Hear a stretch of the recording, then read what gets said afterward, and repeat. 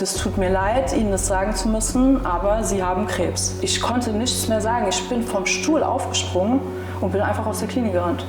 Das war ganz schlimm für mich. Ich konnte überhaupt nicht mehr schlafen die erste Zeit, weil immer, wenn ich die Augen zugemacht habe, dachte ich, oh Gott, ich merke jetzt diesen Tumor und habe diesen Tumor halt auch gefühlt. Hallo zusammen, herzlich willkommen zu meinem YouTube-Kanal. In meinem Kanal geht es um meine persönliche Geschichte, die von Höhen und Tiefen geprägt ist, um meine Krebsdiagnose und wie ich mit Krebs meine beruflichen und persönlichen Hindernisse meistere und wie auch du das schaffen kannst. Im ersten Teil habe ich schon darüber berichtet, wie meine Geschichte abgelaufen ist. In diesem Video gehen wir ein bisschen näher auf die Diagnose ein, die Zeit danach und meinen wichtigsten Tipp. Also falls du das erste Video noch nicht gesehen hast, dann schau dir das unbedingt auch an. Hallo Stefania, schön, dass ich heute wieder dabei sein darf. Deine Geschichte ist für uns alle sehr interessant und wir wollen natürlich weiter erfahren, wie es für dich war. Eine junge Frau mit 30 hat die Diagnose Krebs erhalten. Wie war das für dich? Ja, hallo Maria, erstmal freue mich auch, dass du da bist. Ja, wie war das für mich? Das war ein Riesenschock natürlich. Also ich war Anfang 30, ich wollte gerade mein Leben in den Griff bekommen. Mein Leben war generell sehr turbulent und ich war auch hoch motiviert, jetzt meine beruflichen Ziele zu erreichen. Und plötzlich bekommt man diese Diagnose gestellt. Das ist ein Riesenschock, das zieht dir den Boden unter den Füßen weg und du rechnest natürlich auch nicht damit. Ja, für einen selber in dem Moment ein Horror. Wie kann man sich das vorstellen? Was ist passiert? Ja, also ich hatte die ganze Zeit, ich habe ein Aderhautmelanom, das ist ein Tumor hinter dem Auge und ich hatte die ganze Zeit schon Beschwerden mit den Augen und bin dann zu wechselnden Ärzten gegangen, hatte auch unterschiedliche Kliniktermine, aber ich wusste bis zuletzt nicht, was ich überhaupt habe und an diesen Tag kann ich mich sehr gut erinnern. Das war der 10.08.2017, also dieses Datum hat sich bei mir auch so ein bisschen irgendwie eingebrannt.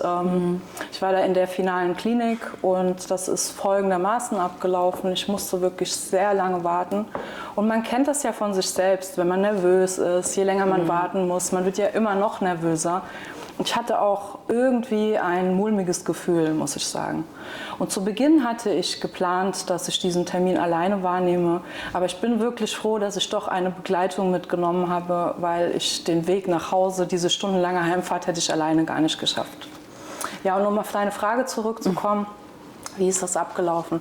Also ich war in der Klinik und musste wirklich extrem lange warten, wurde immer nervöser und es war eine spezielle Krebsabteilung, wo wir uns da befunden haben. Und ich saß dann vor dem Arztzimmer, die Tür ging auf und es kam ein junges Mädchen aus dem Zimmer und die ist quasi vor mir zusammengebrochen und hat ganz bitterlich geweint und natürlich konnte man sich dann denken, was für eine Diagnose sie gerade gestellt bekommen hat. Also ich habe das gesehen, ich war da wirklich sehr schockiert und mein Gefühl hat sich noch verstärkt. Ich habe mich zu meiner Begleitung umgedreht und habe gesagt, gleich komme ich genauso aus diesem Zimmer. Die sagte noch nein, also red dir das mal nicht ein, aber ja, genau so war es dann auch. Kriegt man ja Gänsehaut, das ist wirklich was man sich einfach nicht vorstellen kann, wenn man das selbst noch nicht erleben oder glücklicherweise noch nicht erleben durfte. Gott sei Dank noch nicht erleben durfte. Ja, so war das dann. Die Tür ging auf, mein Name wurde aufgerufen. Ich bin dann in das Arztzimmer reingekommen und der Arzt schaute mich schon so seltsam an und dann sagte er tatsächlich das zu mir, was niemand hören will. Er sagte, es tut mir leid, Ihnen das sagen zu müssen, aber Sie haben Krebs.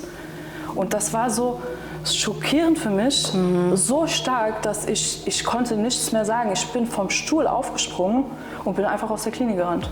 Also ich habe kein Wort mehr zu dem Arzt gesagt können, bin aus der Klinik rausgerannt und das war eine Dramatik kaum zu überbieten, weil während ich dann da aus der Klinik rausgerannt bin, es regnete draußen, bin ich noch gestürzt, bin auf die Knie gefallen.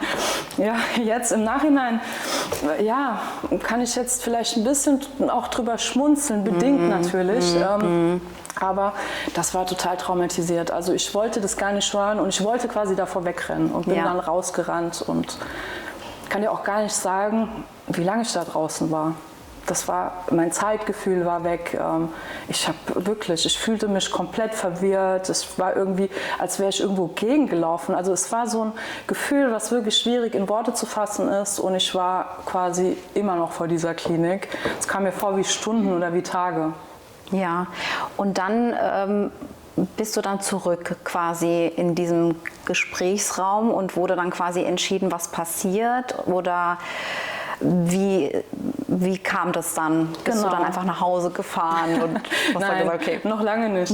Also meine Begleitung kam dann raus. Ich kann dir wirklich nicht sagen, wie lange das angedauert hat. Meine Begleitung kam dann raus. Die war natürlich auch, sowas schaut man sich nicht gerne an. Das war für sie auch sehr schwierig.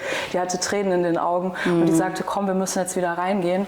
Und ich war dann auch gar nicht mehr ansprechbar. Also sie hat mich dann reingebracht. Ich habe ehrlich gesagt gar nicht mehr zugehört, um was es ging. Ich hatte 1000 Gedanken im Kopf. Krebs. Jeder hat das schon mal gehört, Krebs. Ja. Was habe ich zuerst gedacht? Ich dachte, oh Gott, ich sterbe jetzt, meine Haare fallen aus, was ist mit meiner Familie, was ist mit meiner Firma? Und das darf man ja nicht vergessen. Ich hatte mich gerade selbstständig gemacht und natürlich muss ja der Alltag da auch weitergehen. Das hatte ich natürlich auch so ein bisschen darüber nachgedacht. Ja. Also wir sind dann wieder reingegangen in das Zimmer zu dem Arzt. Der hatte auch sehr viel Verständnis. Man hat sich auch sehr gut um mich gekümmert. Und es wurden dann quasi die nächsten Schritte besprochen und die benötigten Termine dann ausgemacht. Die dann auch gemacht wurden im ersten Schritt. Genau, es war angedacht, kann man sagen. Ja, bei mir ist das so, eine Operation war keine Möglichkeit. Also man konnte den Tumor nicht wegoperieren, weil das schon zu nah am Nerv war. Und so blieb dann nur die Bestrahlung übrig. Und ich habe ja schon im ersten Teil berichtet, dass ich mich eben dagegen entschieden habe, weil ich mir ein Leben als blinde junge Frau nicht vorstellen konnte. Ja, das ist dann eine Entscheidung. Wolltest du erst mal darüber eine Nacht schlafen oder kam das dann, wo du dann gesagt hast, nein, ich will gar nicht blind sein? Ja, also, es kam im Nachhinein. Also an diesem Tag war ich so schockiert, dass ich dann, nachdem die Termine ausgemacht wurden, wie gesagt, haben sich alle sehr gut um mich gekümmert, sind wir dann den langen Heimweg angetreten. Und auf diesem Heimweg habe ich die ganze Zeit geweint. Also der Fahrtweg ging 3,5 Stunden. Ich konnte gar nicht aufhören zu weinen. Es war einfach viel schlimmer. Ich habe 1, 2 Leute angerufen, denen ich das erzählt habe, aber sonst habe ich nicht vielen Menschen darüber gesprochen und ich war komplett traumatisiert, auch zu nichts mehr ansprechbar. Das war auch zu Beginn meiner Diagnose. Musste ich immer anfangen zu weinen, wenn ich das aussprechen musste. Kann man sich vorstellen, ist, glaube ich, auch ein ganz normaler Prozess in dem Falle, weil das einem ja natürlich noch sehr nah ist. Ja. Und wie hat dein Umfeld reagiert? Ja, also ich habe da mit wenigen Leuten drüber gesprochen, zu Beginn mit niemandem außer mit der Familie und im weiteren Verlauf dann natürlich mit dem Umfeld. Die haben gemischt darauf reagiert, haben mir aber sehr viele Tipps gegeben, die mich dann quasi teilweise noch verwirrt haben, weil natürlich kennt man das, jeder meint es irgendwo gut, aber ja, das hat mich dann doch eher verwirrt, dann auch das Ganze. Genau, ich bin dann nach Hause gekommen nach diesem Heimweg. Und dann fing so ein richtiger Horrortrip für mich an. Also man muss sich das mal vorstellen, ein Tumor hinter dem Auge. Ich war so, ich kann das schwer in Worte fassen, ich konnte meine Augen gar nicht mehr zumachen, weil entweder habe ich mir das eingeredet oder ich habe das wirklich gefühlt. Das war ganz schlimm für mich. Ich konnte überhaupt nicht mehr schlafen die erste Zeit, weil immer wenn ich die Augen zugemacht habe, dachte ich, oh Gott, ich merke jetzt diesen Tumor und habe diesen Tumor halt auch gefühlt. Stefania, wie war es an dem Moment, wo du zu Hause warst und die Tage darauf? Wie ging es dir? Ja, ich war komplett vernebelt. Also ich wusste gar nicht, wo oben und unten ist. Ich konnte nicht gut schlafen. Ich wusste gar nicht, was ich tun sollte. Und wie gesagt, es gab viele Informationen. Ich war verwirrt, die Unbeschwertheit war weg. Und ich musste ständig anfangen zu weinen, wenn ich habe Krebs ausgesprochen habe. Ich wollte das auch gar nicht wahrhaben. Das war für mich irgendwie so ein Albtraum. Und jeden Morgen, wo ich aufgewacht bin, dachte ich, okay, jetzt ist der Albtraum vorbei, aber es hörte halt leider nicht auf. Was gibst du denn heute für Tipps, was du damals anders gemacht hast? Ja, also man hat ja gemerkt, ich war ja so traumatisiert, dass ich vor der Diagnose wegrennen wollte. Also ich habe es zumindest versucht, hat nicht funktioniert. Ja, Man muss einfach die Ruhe bewahren. Und das ist auch der wichtigste Tipp, den ich jemand an die Hand geben kann. Auch in so einer Situation.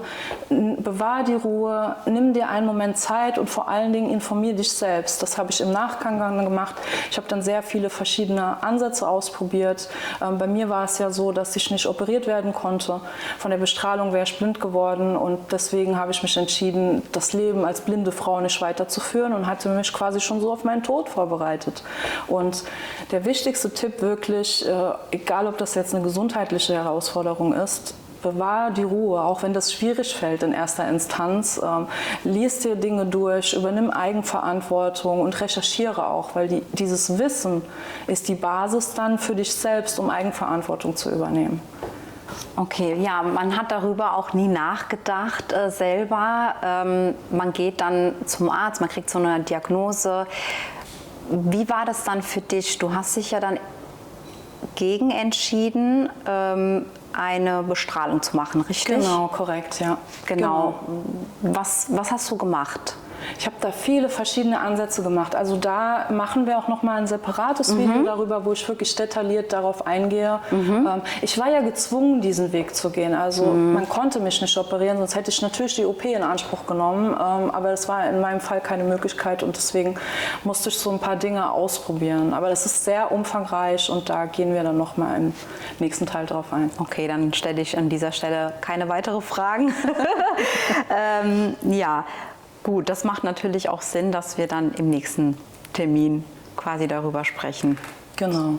Genau, und es gibt ja auch einen Versuch mit Pflanzen, also diese Positivität und dieses Ruhe bewahren, das ist ganz wichtig. Es gibt einen Versuch, wo man mit Pflanzen ausprobiert hat, wie die reagieren auf unterschiedliche Vorgehensweisen. Das heißt, stell dir das so vor, du stellst eine Pflanze in deine Wohnung und die besprichst du positiv. Jeden Tag. Also du sagst zum Beispiel, du schöne Pflanze, du siehst aber heute toll aus oder heute bist du eine ganz tolle Pflanze. Und man hat herausgefunden, dass diese Pflanze dann schneller wächst. Wenn du aber das Gegenteil machst, eine Pflanze ist ja auch ein Lebewesen. Also du setzt die Pflanze hin, du sagst, du siehst heute so hässlich aus, du siehst, ich bin so ein freundlicher Mensch, es fällt mir schwer, dich zu beleidigen, aber ich versuch's mal. Du bist so eine schlechte Pflanze, du siehst heute so schrecklich aus. Und tatsächlich hat man festgestellt, dass diese Pflanze schneller verwelkt. Und das müssen wir so ein bisschen auf uns ummünzen auch. Ja? Die Gesundheit, die wir haben, die hängt von so vielen Faktoren hängt sie zusammen. Das ist einmal unser Gehirn, unsere Emotionen, aber auch unser Bewusstsein und unser Selbstbewusstsein. Und das ist etwas, was ich den Menschen auch gerne näher bringen möchte. Deswegen habe ich mein Buch geschrieben. Ich hatte das hier auch mal mitgebracht, quasi. Ja. Genau, wo du einfach die Strategien erhältst und wo du auch in der Lage bist, neue Blickwinkel einzunehmen. Das ist ganz, ganz wichtig auch. So, das war es für heute. Im nächsten Teil gehe ich darauf ein, welche Methoden und Ansätze ich bei mir versucht habe. Schreibt mir doch mal gerne in die Kommentare, wie ihr das Ganze seht. Vor allen Dingen in Bezug auf die Sichtweisen, was ihr da erlebt habt oder was eure Erfahrungen sind. Ich würde mich sehr freuen, wenn ihr meinen Kanal abonniert, wenn ihr einen Like da lasst, einen Kommentar und wenn ihr mein Buch bestellt, freue ich mich natürlich auch.